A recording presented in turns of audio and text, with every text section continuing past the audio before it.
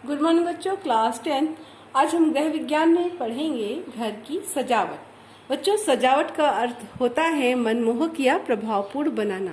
घर की सजावट घर का वातावरण मनमोहक बनाता है और सजावट में ही कुशलता और सृजनात्मक भावना का पता चलता है। सजावट में सुंदरता तथा व्यवस्था का अर्थ छुपा हुआ होता है।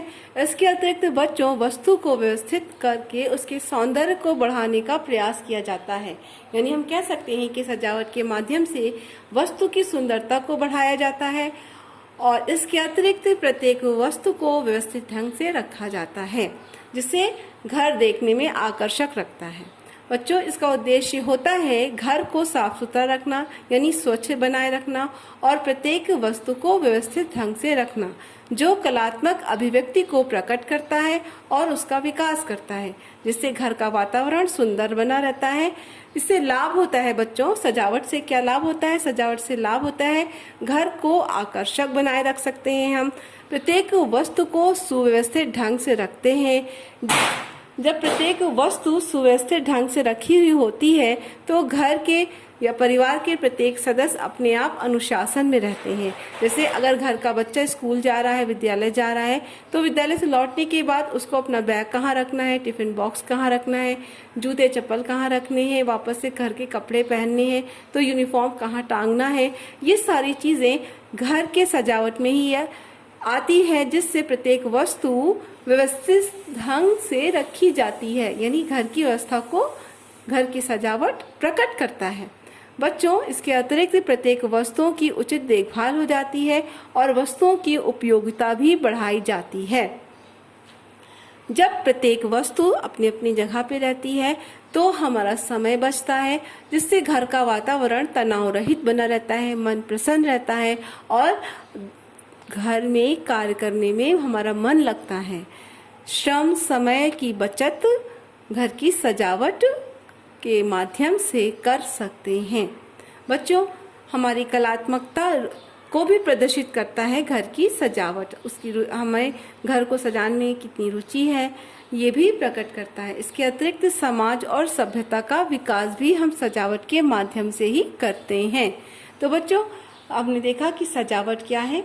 सजावट यानी कि किसी भी वस्तु की सुंदरता को बढ़ाना, उसको आकर्षक बनाने का प्रयास करना, ताकि वस्तु को अच्छे ढंग से प्रकट कर सके। इसके अतिरिक्त घर को साफ सुथरा रखना और प्रत्येक वस्तु को सुव्यवस्थित ढंग से रखना, यह है सजावट। बच्चों, घर की सजावट का क्या आधार होता है, आइए हम ये देख लें। घर की सजावट का आधार। बच्चों, घर की सजावट का आधार है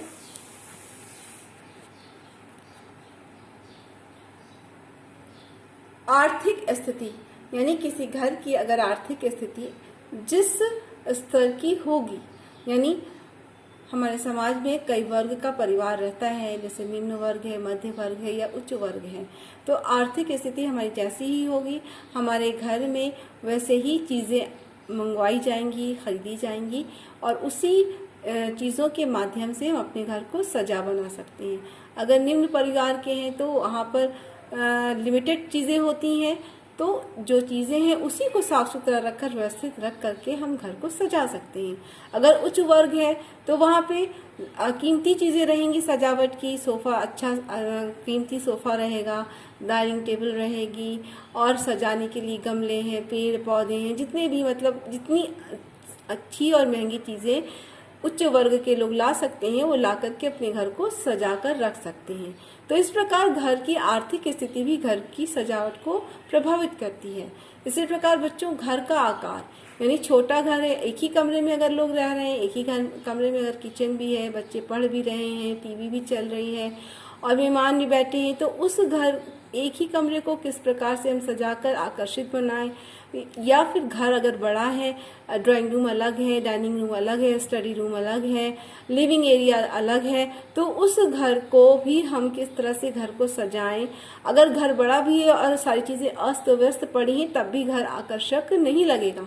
तो कहने का मतलब है कि घर का आकार चाहे जैसा भी हो, ये निर्भर करता है गृहिणी की कुशलता पर कि वो कितनी कुशल है और चीज़ों को किस तरह से व्यवस्थित कर रही है और घर को कितना आकर्षक बनाकर रख रही है।